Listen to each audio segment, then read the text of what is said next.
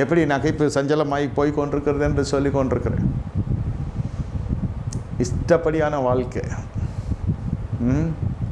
வாழ்க்கை இப்படியா இருக்கணும். ஒரு இழப்பு வருகிற பொழுது நிச்சயமே கண்ணீர் வருகிறது, இல்லைன்னு சொல்லலை. நான் சொன்ன கல்லறையில் இயேசு வந்து கண்ணீர் விட்டார். அந்த வார்த்தை என்னை மிக அசைத்தது. இயேசு கண்ணீர் விடுகிறார். இயேசு கண்ணீர் விடுகிறார். இயேசுவே கண்ணீர் விடுகிறார் என்றால் எப்படி இருக்கும்? அவ்வளவாய் அந்த குடும்பத்தின் மீது கிறிஸ்து தன் நேசத்தை வைத்தார். அவர்கள் வீட்டிலே தங்கினார். அவர்கள் வீட்டத்தில் நல்ல ஐக்கியமாக இருந்தார். அவர்கள் இத்தனையும் கூப்பிட்டாங்க. அந்த நேரத்தில் இயேசு வரல. இயேசு 4 நாள் கழித்து வருகிறார்.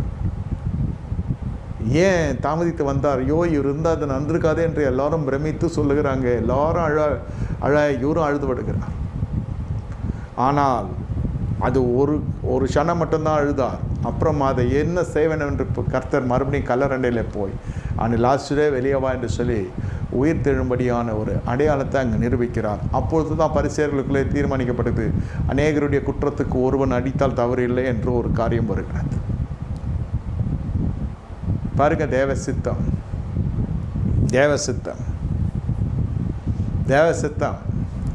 எல்லாம் முடிந்தது என்று நினைக்கின்றாய்.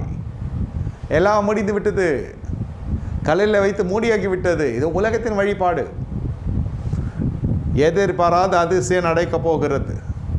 செங்கடல் பிளந்தது ஒரு அதிசயம். லாசர் உயிரோடு எழுந்தது ஒரு அதிசயம். கல்லறையில் போனது அழுது விட்டு வருவதற்கு இல்லை. கல்லறையில் போய் அநேகருடைய கண்ணீரை துடைப்பதற்கு தான் கர்த்தருக்காக கல்லறையில் போனார். அநேகர் இந்த கல்லறை திருநாள் அது இதுன்னு சொல்லிட்டு போய் கொண்டிருப்பாங்க. இது வேதத்துக்கு புறமான காரியம். இயேசு கல்லறைக்கு போனார். ஒரு சொட்டு கண்ணீர் விட்டுருப்பார், இல்லைன்னு சொல்லலை. ஆனால் அவனை உயிரோடு எழும்பு பண்ணி கொடுத்தார். அது கல்லறைக்கு போகிறதுல அர்த்தம் இருக்குது. அவர் கல்லறைக்கு அவர் வர வேணான்னு தான் சொன்னார். இதுங்க தான் ஓடிச்சிங்க மாம்ச பிரகாரமாக. அங்கே போனோடனே அவர் இல்லைன்றது ஒரு பெரிய சத்தியமாக எட்டு வந்து எல்லாருக்கும் பிரசங்கிச்சுதுங்க, ஒளிபரப்புனாங்க. நாங்கள் தான் நற்செய்தியை சொன்னோன்னு அப்புறம் சொல்ல ஆரம்பித்தாங்க. அது முன்னமே அவர் இருக்கப்பே சொன்னாரியா, எருசலேமுக்கு போங்க, நான் உயிர் தெழுந்துருவேன்னு சொன்னார். கல்லறைக்கு வந்து பாருங்கன்னு சொல்லவே இல்லை. எப்போவுமே சொல்கிறத கேட்காதிருக்கிறது தான் நம்ம ஆட்களுடைய வழக்கம். அது ஒரு பெரிய அரசியல் ஆயிடுச்சு. பெண்கள் தான் முதல்ல உயிர் தெழுந்த செய்தியை ஒளிபரப்புனாங்க எல்லாருக்கும். அதுவே நகைப்பு செய்தி ஆயிடுச்சு. சொல்லிவிட்டு அவங்ககிட்ட சொல்லாதன்னு சொன்னால் அது சீக்கிரம் பரவும். பிரியமே ரூபவதியே, சொன்ன இடத்துல இருயா. எருசலேமில் இருங்க.